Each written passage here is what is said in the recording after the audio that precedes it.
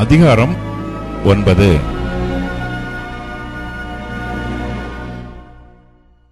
அப்பொழுது அவர் படவில் ஏறி இக்கரைப்பட்டு தம்முடைய பட்டணத்திற்கு வந்தார். அங்கே படுக்கையிலே கிடந்த ஒரு திமிர்வாதக்காரனை அவரிடத்தில் கொண்டு வந்தார்கள். இயேசு அவர்களுடைய விசுவாசத்தைக் கண்டு திமிர்வாதக்காரனை நோக்கி, மகனே, திடன்கொள், உன் பாவங்கள் உனக்கு மன்னிக்கப்பட்டது என்றார்.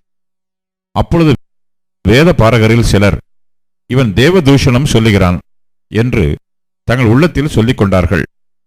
இயேசு அவர்கள் நினைவுகளை அறிந்து, நீங்கள் உங்கள் இருதயங்களில் பொல்லாதவைகளை சிந்திக்கிறதென்ன? உன் பாவங்கள் மன்னிக்கப்பட்டது என்று சொல்வதோ, எழுந்து நடவென்று சொல்வதோ எது எளிது? பூமியிலே பாவங்களை மன்னிக்க மனுஷகுமாரனுக்கு அதிகாரம் உண்டென்பதை நீங்கள் அறிய வேண்டும் என்று சொல்லி திமிர்வாதக்காரனை நோக்கி, நீ எழுந்து உன் படுக்கை எடுத்துக்கொண்டு உன் வீட்டுக்குப் போ என்றார். உடனே அவன் எழுந்து தன் வீட்டுக்குப் போனான்.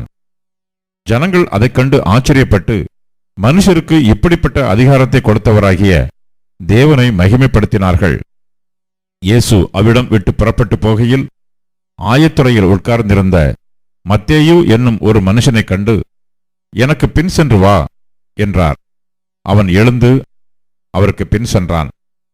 பின்பு அவர் வீட்டிலே போஜன பந்தி இருக்கையில் அநேக ஆயக்காரரும் பாவிகளும் வந்து இயேசுவோடும் அவர் சீஷரோடும் கூட பந்தியிருந்தார்கள். பரிசேயர் அதைக் கண்டு அவருடைய சீஷர்களை நோக்கி, உங்கள் போதகர் ஆயக்காரரோடும் பாவிகளோடும் போஜனம் பண்ணுகிறதென்ன என்று கேட்டார்கள். இயேசு அதை கேட்டு, பிணியாளிகளுக்கு வைத்தியன் வேண்டியதே அல்லாமல் சுகமுள்ளவர்களுக்கு வேண்டியதில்லை, பலியை அல்ல இரக்கத்தையே விரும்புகிறேன் என்பதின் கருத்து இன்னதென்று போய் கற்றுக்கொள்ளுங்கள். நீதிமான்களை அல்ல பாவிகளையே மனம் திரும்புகிறதற்கு அழைக்க வந்தேன் என்றார். அப்பொழுது யோவானுடைய சீஷர் அவரிடத்தில் வந்து, நாங்களும் பரிசேயரும் அநேகந்தரம் உபவாசிக்கிறோமே, உம்முடைய சீஷர் உபவாசியாமல் இருக்கிறது என்னவென்று கேட்டார்கள். அதற்கு இயேசு, மணவாளன் தங்களோடு இருக்கையில் மணவாளனுடைய தோழர் துயரப்படுவார்களா? மணவாளன் அவர்களை விட்டு எழுபடும் நாட்கள் வரும், அப்பொழுது உபவாசிப்பார்கள். ஒருவரும் கோடித்துண்டை பழைய வஸ்திரத்தோட இணைக்க மாட்டான். இணைத்தால் அதனோட இணைத்த துண்டு வஸ்திரத்தை அதிகமாய் கிழிக்கும், பீறலும் அதிகமாகும். புது திராட்சரசத்தை பழந்துருத்திகளில் வார்த்து வைக்கிறதும் இல்லை. வார்த்து வைத்தால் துருத்திகள் கிழிந்து போம், ரசமும் சிந்திப்போம், துருத்திகளும் கெட்டுப்போம். புது ரசத்தை புது துருத்திகளில் வார்த்து வைப்பார்கள், அப்பொழுது இரண்டும் பத்திரப்பட்டிருக்கும் என்றார். அவர் இவைகளை அவர்களுக்கு சொல்லிக் கொண்டிருக்கையில் தலைவன் ஒருவன் வந்து அவரை பணிந்து, என் மகள் இப்பொழுதுதான் மரித்துப் போனாள், ஆகிலும் நீர் வந்து அவள் மேல் உமது கையை வையும், அப்பொழுது பிழைப்பாள் என்றான். இயேசு எழுந்து தம்முடைய சீஷரோட கூட அவன் பின்னே போனார். அப்பொழுது 12 வருஷமாய் பெரும்பாடுள்ள ஒரு ஸ்திரீ, நான் அவருடைய வஸ்திரத்தை ஆகிலும் தொட்டால் சொஸ்தமாவேன் என்று தன் உள்ளத்தில் எண்ணிக்கொண்டு அவர் பின்னாலே வந்து அவருடைய வஸ்திரத்தின் ஓரத்தை தொட்டாள். இயேசு திரும்பி அவளை பார்த்து, மகளே, திடன்கொள், உன் விசுவாசம் உன்னை ரட்சித்தது என்றார். அந்நேரம் முதல் அந்த ஸ்திரீ சொஸ்தமானாள்.